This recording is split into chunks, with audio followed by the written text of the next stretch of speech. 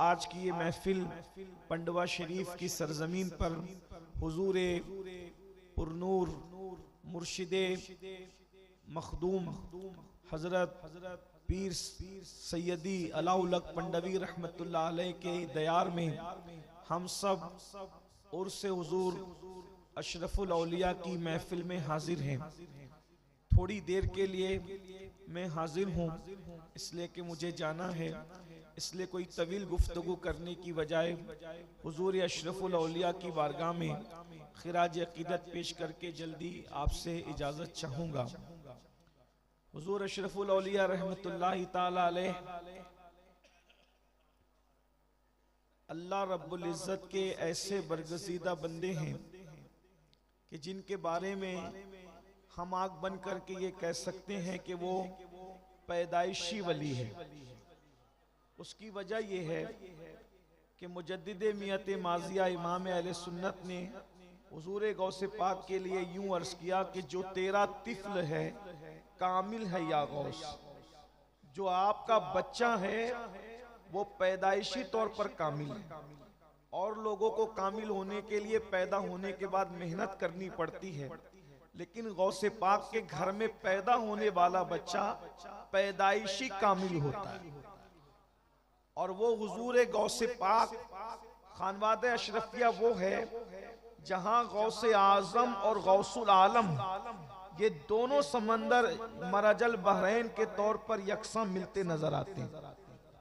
और अशरफुल औलिया उसी मरजल बहरैन के दुर्रे मकनून हैं, जिनको हम आंख बंद करके कह सकते हैं कि वो पैदाइशी वली है। वाह वाह वाह, सुभान अल्लाह। मैं अपनी गुफ्तगू को अब किसी और तरफ ले जाने की बजाय हुजूर गौसुल आजम दस्तगीर शेख अब्दुल कादिर जिलानी रदी अल्लाह ताला अन्हु ने एक वली की 12 सिफत को बयान फरमाया।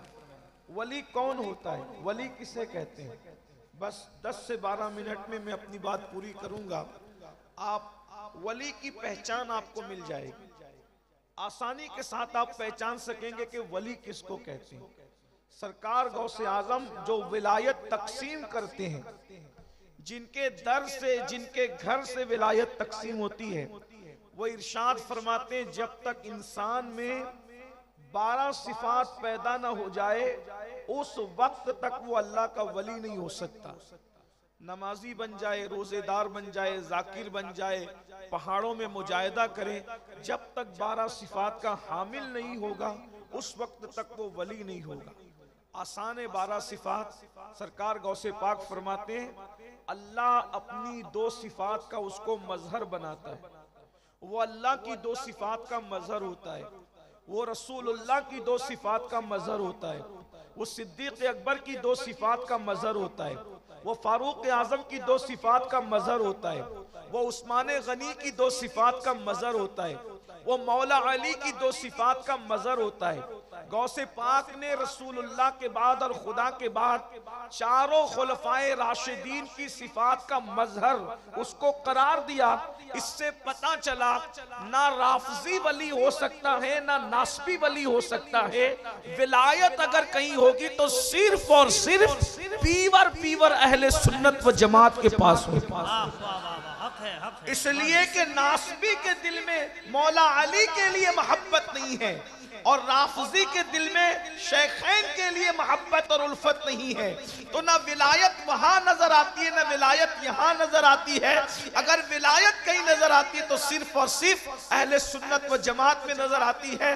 हुजूर गौसे पाक रदी अल्लाह ताला ने इरशाद फरमाते हैं कि जो 2 सिफात का मजहर वली होता है वो अल्लाह रब्बुल इज्जत की 2 सिफात का मजहर, एक तो वो सिफत सत्तारी का मजहर होता है, वो सिफत गफ्फारी का मजहर होता है।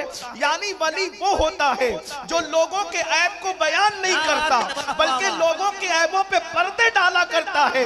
अल्लाह रब्बुल इज्जत सत्तार है, जैसे वो बंदों के ऐबों पे पर्दे डालता है, जब वो किसी को अपना दोस्त बनाता है तो सिफत सत्तारी का उसको मजहर बना देता है। वो लोगों के ऐबों को बयान नहीं करता बल्कि लोगों के ऐब पे पर्दे डाला करता रहा है।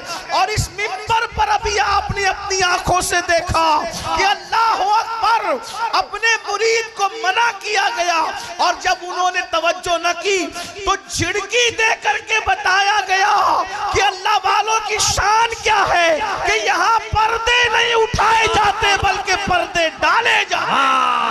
नारे तकबीर, हाथों को उठा करके नारे रिसालत, नारे हैदरी। सुभान अल्लाह, सुभान अल्लाह। जब ताजुल औलिया की पर्दापोशी का ये आलम है तो अशरफुल औलिया की पर्दापोशी का आलम क्या? वाह वाह वाह वाह वाह वाह वाह वाह, सुभान अल्लाह, सुभान अल्लाह। सिफत सत्तारी का मजहर होता है।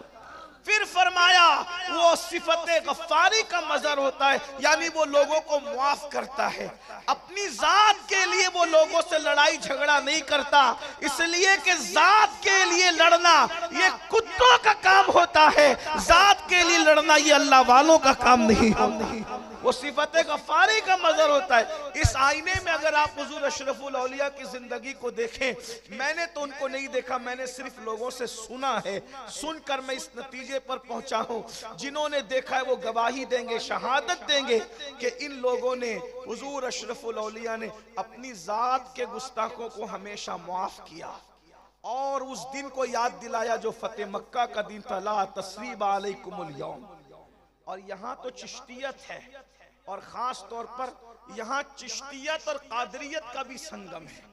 चिश्तियत इस एतबार से है कि मखदूम अशरफ जहांगीर सिमनानी जैसा सिलसिला चिश्तिया का वो अजीम नुमाइंदा जिसने सिलसिला चिश्तियत को बामे उरूज तक पहुंचाया, और इसीलिए तो उनके मुर्शिद को उन पे नाज था।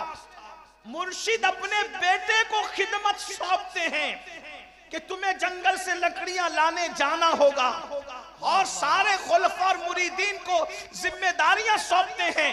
खानका में झाड़ू लगाना होगा, बर्तनों को साफ करना होगा, लंगर तकसीम करना होगा, मेहमानों की खिदमत करना होगा। बेटे को भी काम दिया, सारे मुरीद और खुलफा को काम दिया। लेकिन जब मेरे मखदूम अशरफ सिमना ने अर्ज किया, हुजूर सबको काम सौंपते हैं, मुझे भी कोई काम सौंप दीजिए। फरमाया, अरे सब अलग है, अशरफ तुम अलग हो, इसलिए कि जब तुम आए थे तो तुम्हारे आने से पहले खिजर अलैहिस्सलाम ने तुम्हारी इतनी तारीफ की थी कि अब मुझे कोई काम देने के लिए तुम्हें हया आती है कि मैं खिजर को क्या मुंह दिखाऊंगा। अगर मैंने तुम्हें कोई काम सौंप दिया, मैं तुम्हें कोई फिजिकली एक्टिविटी नहीं सौंपना चाहता। अगर तुम कुछ करना ही चाहते हो तो जिक्र अस्कार के जरिए से मंजिलों को तय करता है। नारे तकबीर, नारे रिसालत, फैजाने मखदूम अशरफ, फैजाने मखदूमुल आलम। वाह वाह, मुर्शिद जिसको जिम्मेदारी और खिदमत देने और खिदमत लेने के लिए हया करे वो अशरफ सिमना है, वो हमारे मखदूम है। बहरहाल तो चिश्तियत तो इस एतबार से कि मखदूम साहब चिश्ती हैं, और कादरियत इस एतबार से कि सैयदना अब्दुल रज़्ज़ाक नूरुलैन की औलाद है। तो यहाँ चिश्तियत और कादरियत एक साथ जमा होती, ये भी मराजल बहरैन है अल्हम्दुलिल्लाह ताला। तो चिश्तियत और कादरियत जो जमा करने की बात कर रहा हूं तो ये कि यहाँ, हाँ, हाय हाय हाय, क्या बात, अशरफी सहबा शराबे संजरी, सुभान अल्लाह। एक ही शीशे में है दोनों भरी, कादरी सहबा शराबे संजरी, एक ही शीशे में है दोनों भरी। कादरी सहबा शराबे संजरी, कादरी सहबा शराबे संजरी, एक ही शीशे में है दोनों भरी। क्या खुशनसीबी है हम लोगों की। तो कादरियत और चिश्तियत जब मिली हुई है तो दोनों में अब बात क्या है।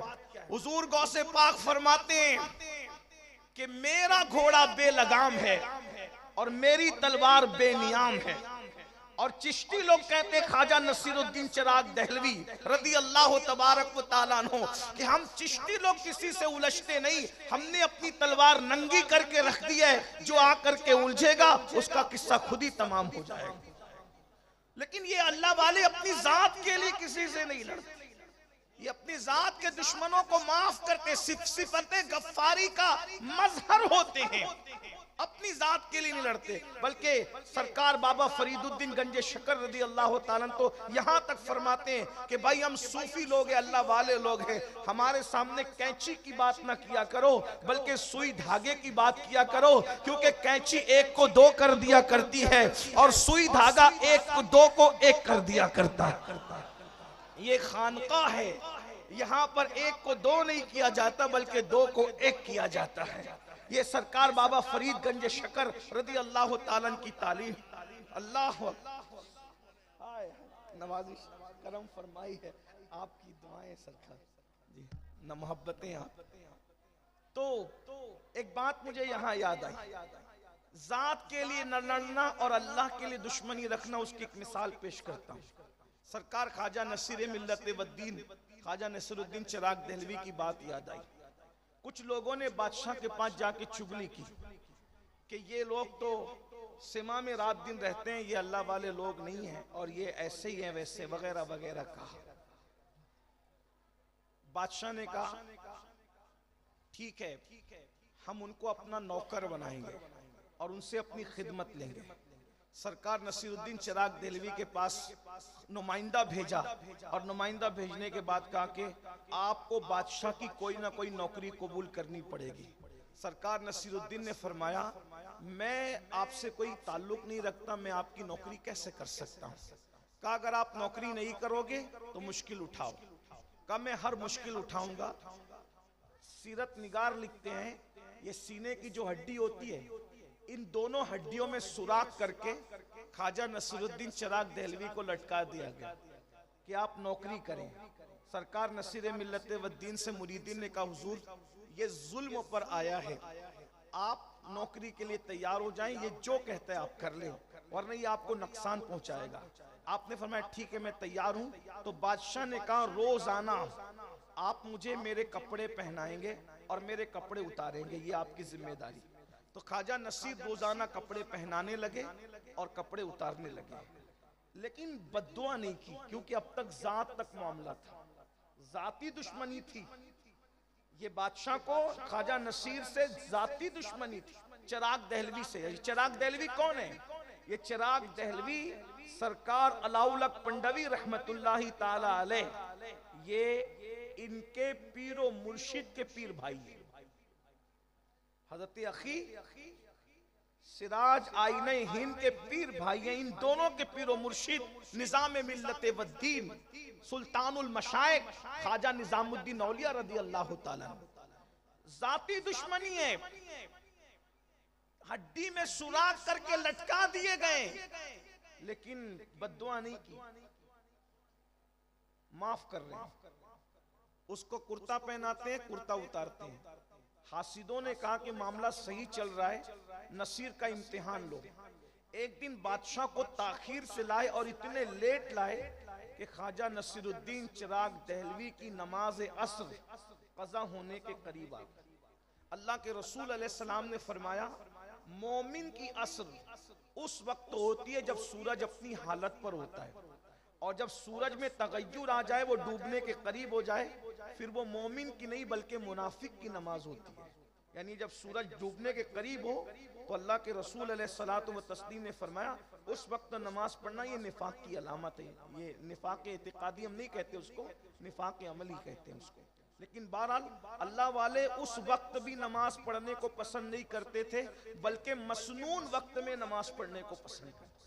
अभी हुजूर मुर्शिद इजाजत ने सरकार वारिस पाक का जिक्र किया कि वारिस पाक किसी के पीछे नमाज नहीं पढ़ते, बल्कि वारिस पाक अलग नमाज पढ़ते। तो लोग ये मशहूर करते थे कि वारिस पाक नमाज ही नहीं पढ़ते। वो नमाज पढ़ते थे मगर कमरे में छुप के पढ़ते थे, जैसा कि हज़रत ने इशारा किया। लोग कहते थे अब जमात के साथ नहीं पढ़ते, जमात के साथ नहीं पढ़ते। तो वारिस पाक कहते थे अरे जमात से पढ़ाना है तो अली हुसैन अशरफी जैसा इमाम ला करके दो ना। सुभान अल्लाह, सुभान अल्लाह। अगर वारिस पाक को पीछे खड़ा करना है तो कोई अली हुसैन अशरफी जैसा ला करके इमाम दो। और किसी एक के पीछे खड़ा कर दिया वारिस पाक को, तो नमाज के बाद वारिस पाक ने कहा सुना सुना इमाम साहब, आपने हमका बहुत थका दिया। सरकार वारिस पाक कहते बहुत थकाया आपने हमका। कहा वो कैसे?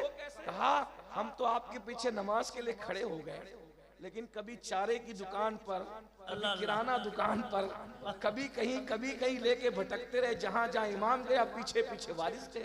तो कहा ऐसी नमाज भी क्या नमाज है। लेकिन ये हम लोगों के लिए, हम लोगों को तो हर सही अकीदा की इब्तिदा करनी चाहिए कि वारिस पाक का मर्तबा और था, हमारा मर्तबा और है। तो हाँ, अंदाजा फरमाए तो भाइयों हम लोग क्या हैं। किसी ने हज्जाज से कहा ओ हज्जाज तू भी हमारा इमाम, और अबू बकर भी कौम के इमाम थे, तू कितना बदमाश है वो कितने अच्छे थे। हज्जाज था, बदमाश था, लेकिन हाजिर जवाब था। उसने कहा तुम अबू हुरैरा बन जाओ, मैं भी अबू बकर सिद्दीक जैसा बन जाऊं। जब तुम अबू हुरैरा नहीं बन सकते तो तुम्हें अबू बकर सिद्दीक जैसा इमाम कैसे मिल सकता है। बस मैं यही आपसे कहना चाहता हूं, जब हम वारिस पाक नहीं बन सकते तो हमें भी अली हुसैन अशरफी मियां जैसा इमाम नहीं मिल सकता। सूद खाते रहोगे, हराम खाते रहोगे, औरतों पे बदनजरी करते रहोगे, इसी तरीके से अपनी बेटियों को बाजार और वलीमों में बेपर्दा घुमाते रहोगे, और फिर सोचो कि हमें भी आला हजरत अशरफी मियां जैसा इमाम मिल जाए। तो बात ऐसी है ना, जैसे हम रहेंगे वैसे, जैसे हम वैसे हमारे इमाम, जैसे हम वैसे हमारे पीर, जैसे हम वैसे हमारे मशाइख। अरे तू खुसरो बन, तेरा पीर निजामुद्दीन महबूब इलाही तो है ना। पीर को तलाश करने की जरूरत नहीं, हमने खुसरो बनना है। अगर तू अशरफ सिमना बन जाए तो अलाउल हक पंडवी जैसा पीर होगा। क्या बात है, वाह वाह वाह। अगर तू अल्लाह अकबर कुतुबुद्दीन बन जाए तो तुझे मोइनुद्दीन गरीब नवाज जैसा पीर मिल जाएगा। लेकिन बात तो इतनी है ना, असल कमी हमारे अंदर है और हम इल्जाम लोगों पे रखते हैं। तो मैं बात ये कह रहा था, क्या बस बात खत्म ही कर दूं।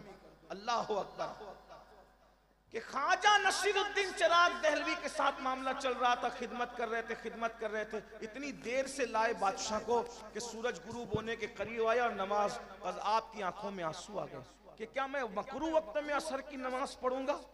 गुस्सा आया। अब तक जाती दुश्मनी थी, नसीरुद्दीन ने हर तकलीफ झेली, तकलीफ बर्दाश्त की, लेकिन जब दीन पर बात आई, नमाज तर्क होने की बात आई, नमाज कज़ा होने की बात आई, मकरू वक्त में नमाज पढ़ने की बात आई, तो उसके बाद कुर्ता तो पहनाया और पहनाते हुए आंख में आंसू लेकर बांधते हुए कहा, बांधे नसीर खोले गस्साल। ये वली की जबान है, ये वली की जबान है। गुफ्ते अल्लाह बुवत गर्चे अज हल्कू में अब्दुल्ला बुवत। उसकी बोली गोया के खुदा की तरफ से होती है, वो अल्लाह का वली बोलता है, मगर वली की जबान पर खुदा का फरमान जारी होता है कि शान से कहा बांधे नसीर खोले गस्साल, यानी नसीर बांध रहा है और इसको मरने के बाद अब गुस्ल देने वाला गस्साल खोलेगा। दुनिया ने देखा आज के सूरज के बाद कल का सूरज गुरूब नहीं हुआ और बादशाह मर गया, उसकी रूह परवास कर गई, इसलिए कि अब जान की दुश्मनी की बात नहीं थी, अब इस्लाम की दुश्मनी की बात थी। तो अल्लाह का वली वो होता है जो सिफत सत्तारी और सिफत गफ्फारी का मजर होता है, वो ना ऐब खोलता है और ना जाती दुश्मनी करने वालों से बदला लेता है।